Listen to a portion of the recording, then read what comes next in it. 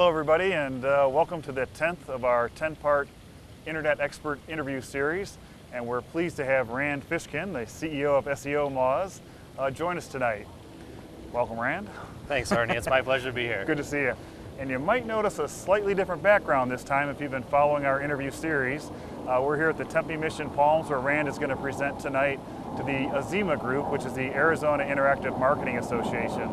And as a part of this interview series, we're going to ask him 3 simple questions about what he feels is going to happen in the year 2010.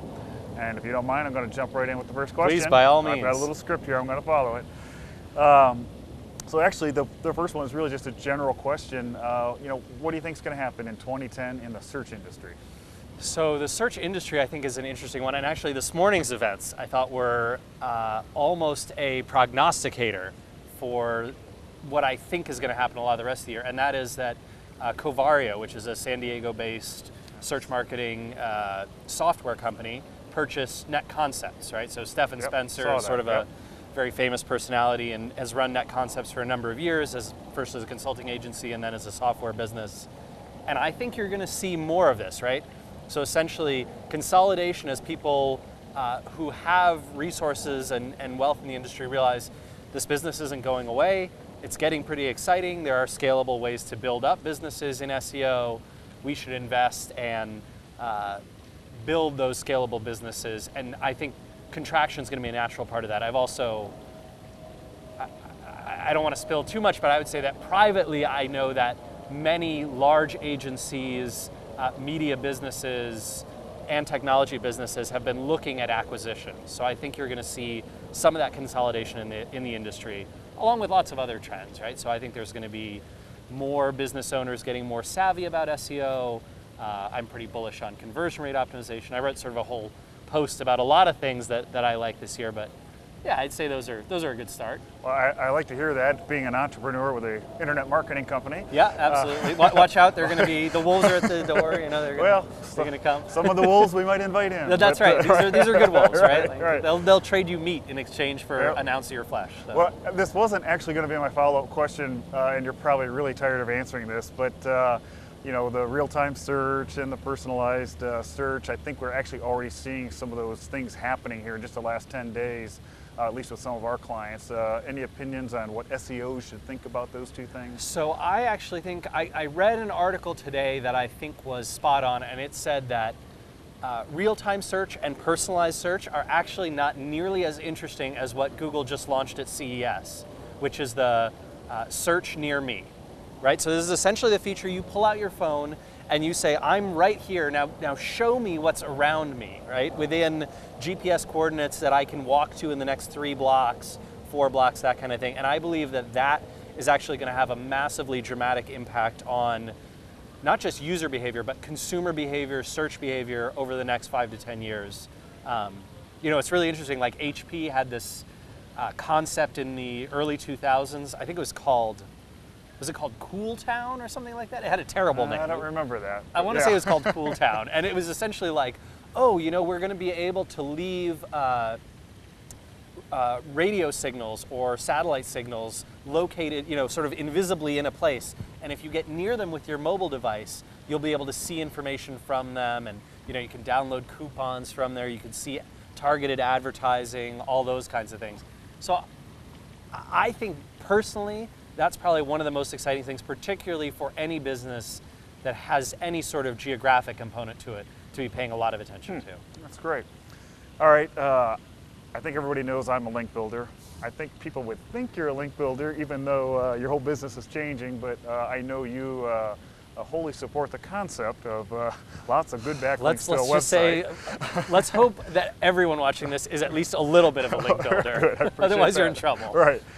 So, of course, that leads to my question of what do you think is going to happen in the link building world in particular in 2010? So, I've been observing 2 trends that, and I don't have a ton of hard data about these. I have a bunch of hard data, but I haven't collated it yet or run it through any sort of statistical significance. Yeah. At some point in the future, we're going to come to this. But my feeling is, and I think a lot of smart SEOs have been talking about this, that Twitter has been cannibalizing some of the web's link graph. Yep. And a specific part of it, not that there are fewer links being created on the web or smaller amounts of content being created, but that a specific part of the web, namely blogging, journalism, news reporting, sort of what's fresh and what's hot, is getting much less attention from the kind of blogosphere, social media sphere, forums, those kinds of things, than it used to, and that Twitter is getting a lot of that activity. So for example,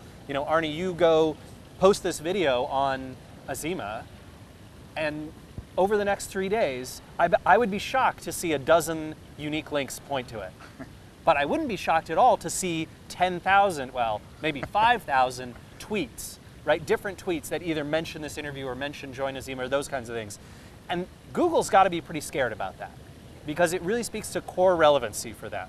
If people are putting out content and the way to discover that content is no longer through links or to find the popularity metrics, importance metrics, trust metrics is no longer through the link graph, but through the tweet graph or the Facebook status update link graph or those kinds of things, that changes the playing field. So I think link builders have to be concerning themselves with, can I get attention in the social media sphere? How do I get attention?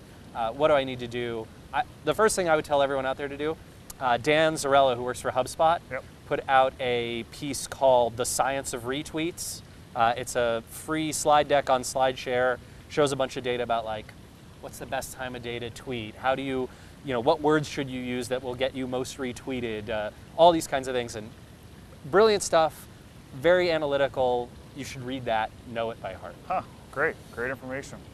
All right, last question. I don't know if you can do this, but we've been asking everybody to kind of wrap up their interview if they could just give one piece of advice to people in the search marketing industry heading into this year, what would that be?